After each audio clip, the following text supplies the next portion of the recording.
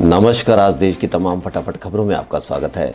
आज की तारीख में हर सरकारी योजनाओं का लाभ लेने के लिए आधार नंबर जरूरी कर दिया गया है। इसके अलावा नया सिम कार्ड लेने बैंक में खाता खुलवाते वक्त सबसे पहले आधार नंबर देना जरूरी होता है।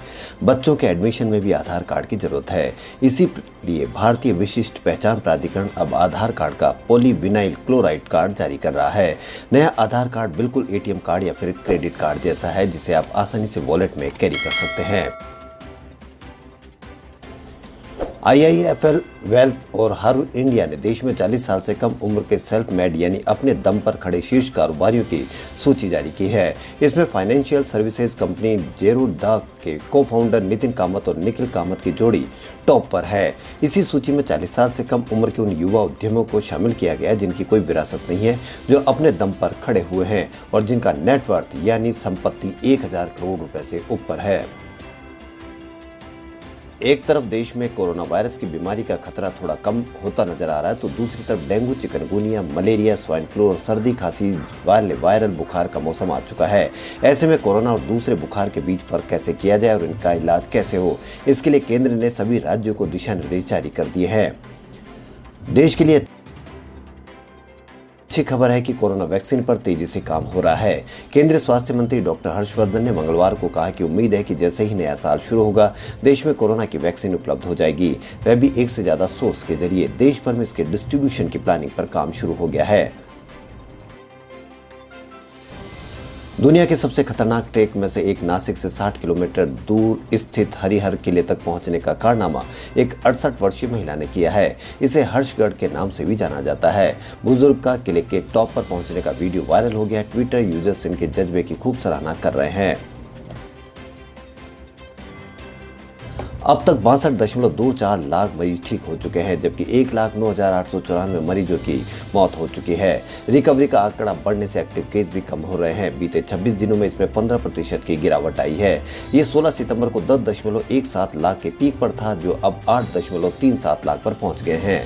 ये आंकड़े covid19india.org के मुताबिक हैं।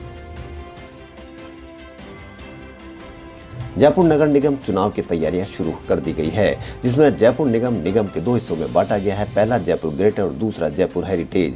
जयपुर ग्रेटर के सभी वार्डों के प्रत्याशियों के नामांकन के लिए 15 स्थान बनाए गए हैं। वहीं हेरिटेज के लिए 10 स्थान है। बुधवार से नामांकन की प्रक्रिया शुरू हो जाएगी। नामांकन की अंतिम तारीख 19 अक्टूबर है। नामांकन पत्र सुबह 10:30 बजे से 3 बजे तक भरे जा सकेंगे। केंद्रीय गृह राज्य मंत्री जी किशन रेड्डी ने मंगलवार को राष्ट्रीय अपराध रिकॉर्ड ब्यूरो द्वारा आयोजित फिंगरप्रिंट ब्यूरो निदेशकों के 21वें सम्मेलन में वर्चुअल रूप से ई साइबर लैब का उद्घाटन किया। इस दौरान रेड्डी ने कहा कि अपराध मानवता के खिलाफ है और सरकार का लक्ष्य किसी भी जाति, धर्म और क्षेत्रीयता से ऊपर उठकर अपराध का समूल नाश करना है। केंद्रीय प्रदूषण नियंत्रण बोर्ड ने राष्ट्रीय हरित प्राधिकरण को सूचित किया है कि उसने फ्लिपकार्ट और पतंजलि पे का परिचालन बंद करने संबंधी कारण बताओ नोटिस जारी किए हैं। बोर्ड ने बताया कि दोनों कंपनियां उसके तहत पंजीकृत नहीं है और उन्होंने इस मामले पर उसके प्रश्नों का उत्तर भी नहीं दिया है।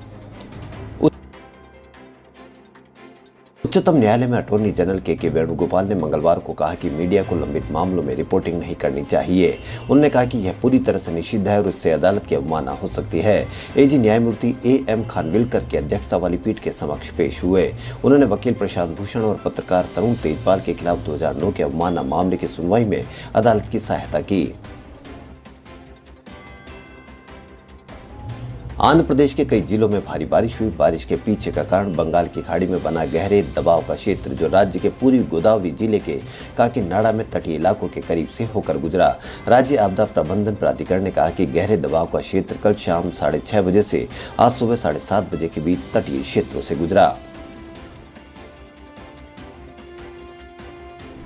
प्रधानमंत्री नरेंद्र मोदी ने मंगलवार को वीडियो कॉन्फ्रेंसिंग के जरिए महाराष्ट्र के बड़े नेता रहे हुए पूर्व केंद्रीय मंत्री बाला साहेब विखे पाटिल की आत्मकथा देह बीचवा करने का विमोचन किया। इसके अलावा उन्होंने प्रवर रूरल एजुकेशन सोसाइटी का नाम बदलकर लोक नीति डॉक्टर बाला साहेब विखे पाटिल प्रवर रूरल एजुकेशन सोसाइटी कर दिया। इस दौरान कार्यक्रम में महाराष्ट्र के मुख्यमंत्री उद्धव ठाकरे, भाजपा नेता देवेंद्र फडणवीस सहित कई अन्य नेता मौजूद रहे। दिल्ली के उप मुख्यमंत्री मनीष सिसोदिया ने प्रदूषण के मामले में केंद्र सरकार पर निशाना साधा है। उन्होंने कहा कि प्रदूषण को लेकर केंद्र सरकार की निष्क्रियता का नुकसान पूरे उत्तर भारत को हो रहा है। सिसोदिया ने कहा कि मैं environment pollution prevention and control authority से भी अपील करना चाहता हूं कि वो भी इस बात को देखे।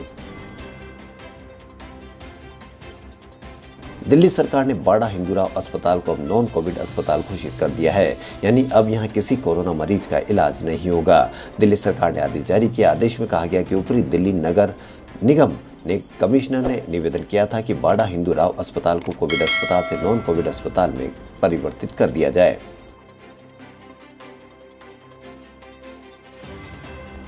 उत्तर प्रदेश के लखनऊ में एक महिला ने मंगलवार को विधानसभा के सामने आत्मदाह करने की कोशिश की। उसे 60-70% जली हालत में सिविल अस्पताल में भर्ती किया गया है। पुलिस का कहना है कि लड़की महराजगंज जिले की, उसकी पहली शादी नाकाम रही और तलाक हो गया। महिला का कहना है कि उसने उसके बाद आशिक अली नाम के लड़के से शादी की। लड़का रोजगार के सिलसिले में सऊदी अरब चला गया। महिला की शिकायत है कि ससुराल वाले उसे अपने घर में नहीं रहने देते हैं। खबरों में फिलहाल इतना ही। यदि आपको हमारा चैनल पसंद आए तो लाइक, सब्सक्राइब और शेयर अवश्य करें। धन्यवाद।